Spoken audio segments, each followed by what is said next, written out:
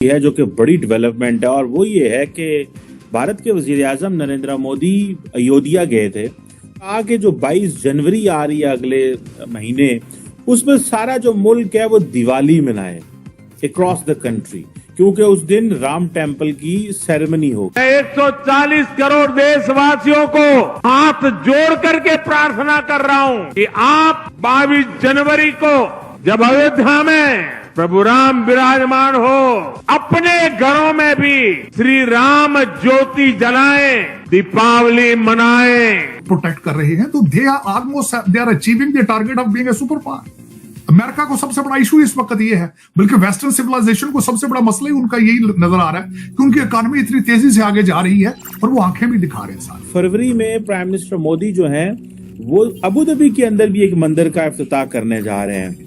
ये जो एंगल है भारत के वजीर आजम की न्यू जर्सी के अंदर बहुत बड़ा मंदिर बन रहा है इस वक्त, अमेरिका का सबसे बड़ा मंदिर, वो भी वो डायस्पोरा बना रहे हैं, वॉलंटियरिज्म कर रहे हैं, they are committed to their cause, they are committed to the religion. जय श्री राम का कहना यह है कि पाकिस्तान में किसी किस्म का कोई फंक्शन या कोई इवेंट जो है वो सेलिब्रेशन के लिए नहीं होगा। पाकिस्तान की तरफ से नए साल के हवाले से किसी भी किस्म की तकरीब के इनेकाद पर मुकम्मल पाबंदी होगी। हम गुज़िश्ता 20 सालों में डिक्लाइन तबाही की तरफ जा रहे हैं और वो बुलंदियों को छू रहे हैं। जलवा है हमारा।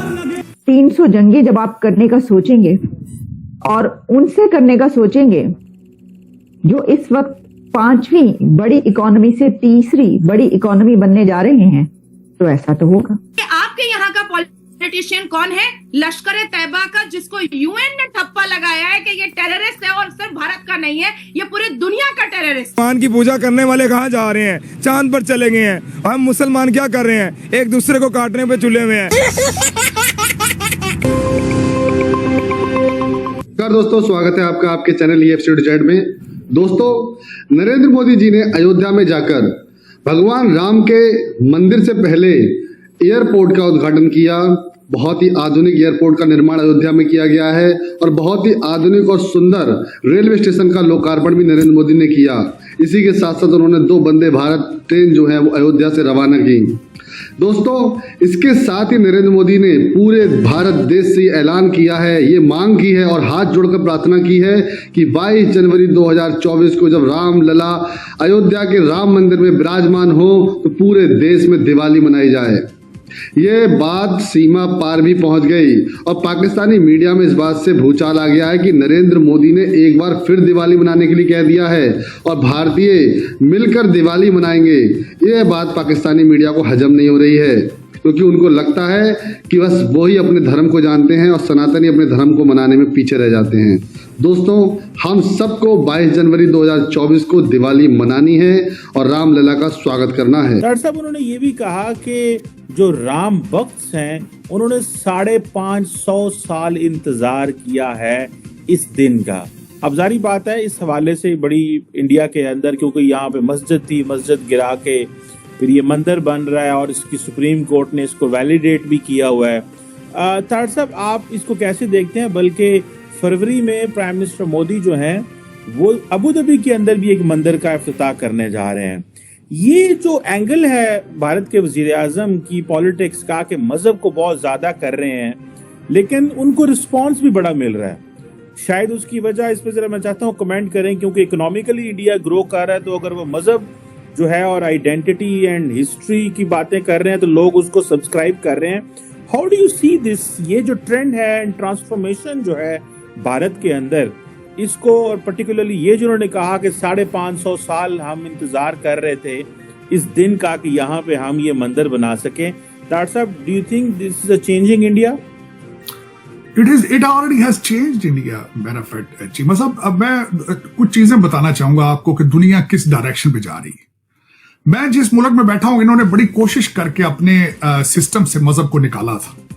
इन्होंने क्रिश्चियनिटी को निकाला था बड़ी मुश्किल से, क्योंकि क्रिश्चियनिटी वाज पोप का, आपको पता है, जो रुतबा था, सिलसिला था यूरोप में, और उसके बाद कैथोलिक रिलीजन में और सारा सिलसिला। तो इन्होंने बड़ी मेहनत के साथ ये सारी चीजें निकाली थी।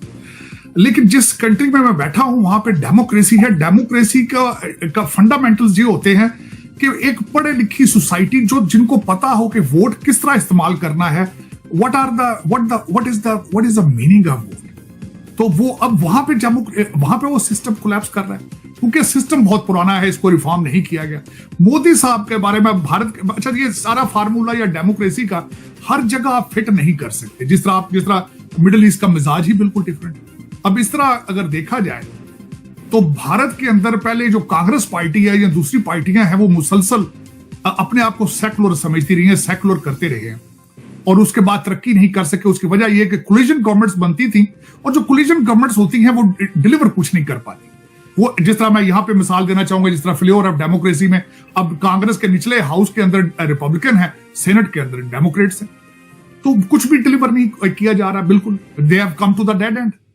तो दर हकीकत तरक्की मुल्क तभी करते हैं जब एक पार्टी स्ट्रांग हो और वो चाहे अच्छा नेशनलिस्ट होगी तो मुल्क तरक्की कर जाएगा, करप्ट होगी तो मुल्क खत्म हो जाएगा। उसमें 50-50 सारा कुछ चलता है।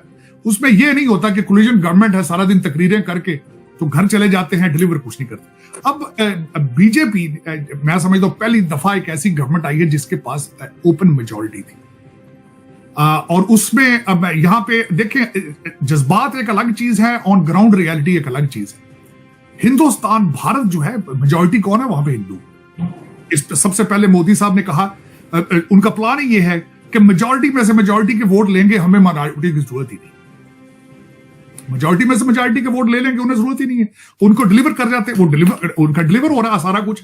और उसमें अगर जो उनका फार्मूला है वो बिल्कुल फिट भी बैठा है कि भारत में तरक्की भी बहुत की है ना। ये है कि जी इस साल यानी कि जो न्यू ईयर मनाया जाएगा 2024 को सेलिब्रेट करने के लिए, वेलकम करने के लिए, तो उनका कहना ये है कि पाकिस्तान में किसी किस्म का कोई फंक्शन या कोई इवेंट जो है वो सेलिब्रेशन के लिए नहीं होगा।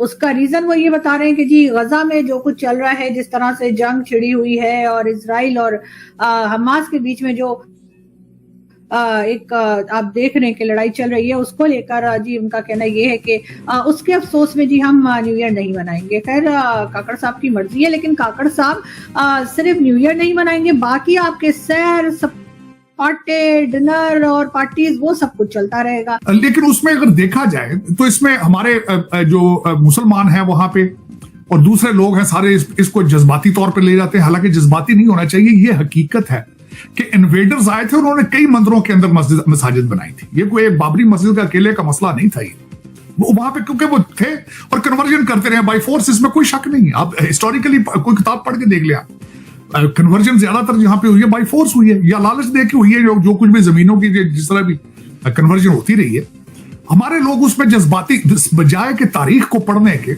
उसको सेंटी होकर उसको चीजों को देखते हैं। लेकिन अगर मोदी साहब को वो डिलीवर कर रहा है तो वो ultimately he is taking the benefit out of it. That can be a religious move, that can be a political move as well.